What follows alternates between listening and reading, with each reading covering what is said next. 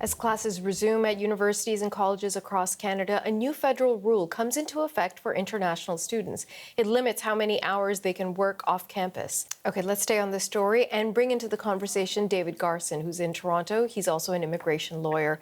David, thank you for making time for us. From your point of view, working with so many international students as you have, do you think this is the step in the right direction? I do. I agree with this. And the reason I agree with this is because I have worked with international students, and I was a critic of the government when they expanded the working hours to unlimited. And the reason for that is in the system itself. The system says that you have to go to school full time if you want to get, let's say, a post-secondary work permit, or if you want to continue or stay afloat with regard to your studies and what you promise you do. If you have students that are going to be working full time, then they don't have a lot of time to go to school, and they let that lapse. And they're actually doing themselves no favor.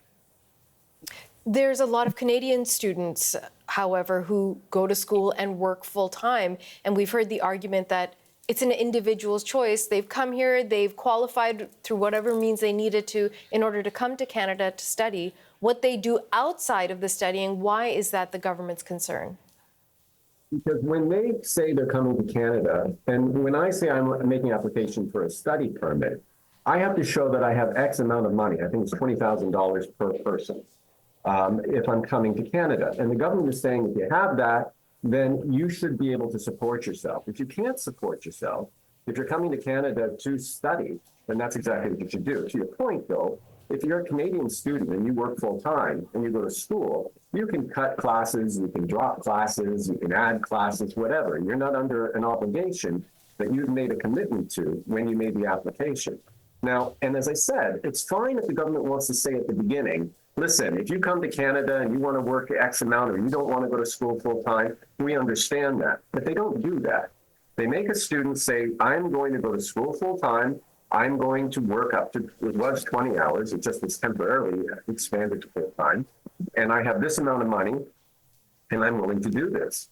And then when the student gets here, you can't change the rules and say, okay, well, I decide I don't want to do it.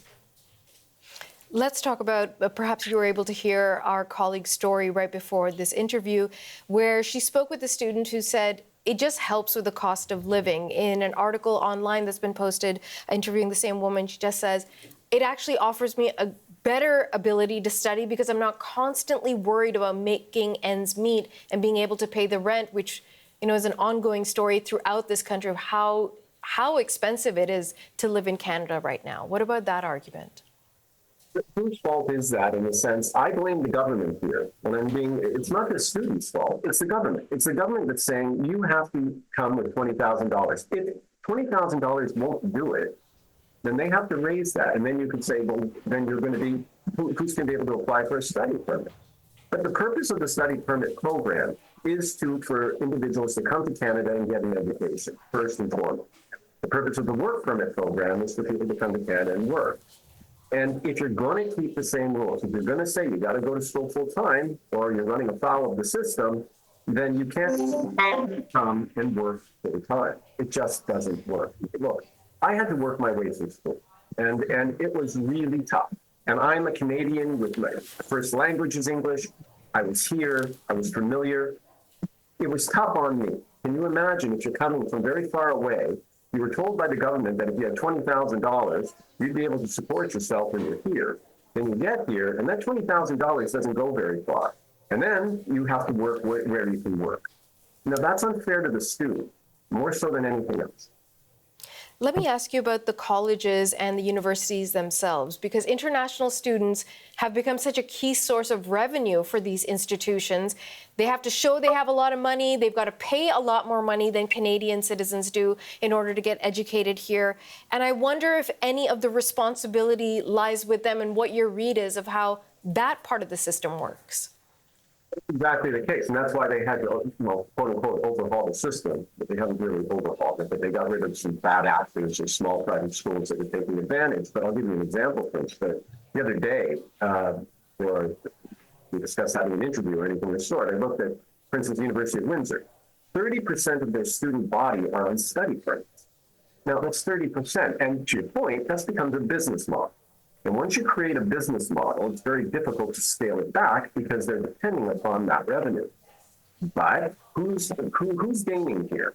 Is it good for the student? Is it good for Canada? Or is it good for the school? The school is making a lot of money. The student is paying a lot of money. But again, if the student can't afford to go to school, then they're paying a lot of money and they're being put in a very important position. Do you think the consequences of this reverting back to lesser hours for international students to work in this country, is that going to deter students, or do you think it's just going to even out, everyone's going to be okay? What's your read of how this will play out? I don't think it's going to deter students, to be quite honest. I think that many people still want to come to Canada and they want to live in Canada and go to school in Canada. You know, there's something we haven't spoken about, and that is for a student to come, they have to demonstrate something called temporary intent. And what that means is that they have to show that they're going to go home when they're finished with school. Now, practically, a lot of students don't go home, and that's fine, because people that come to school here and then they work here, they understand the system by that point, they're educated in Canada, they have work experience, and they become what we want in terms of immigrants. But when we are assessing these students, they're under no, I guess, misconception of what they have to show and what they have to do. So in the end, there's still going to be a lot of students wanting to come. They have to demonstrate temporary intent. They have to demonstrate that they have the money they need. They have to demonstrate that they can accept the school they're supposed to go to, and they pay the tuition and they can compete in that school. As of yet, from what I understand, there hasn't been, there may be maybe marginally a less amount of people that are applying, but certainly nothing different, or nothing saying, oh my gosh, our study permit system is zero. We're not near that. Okay, David Garson, thank you so much for your time. Okay, thank you.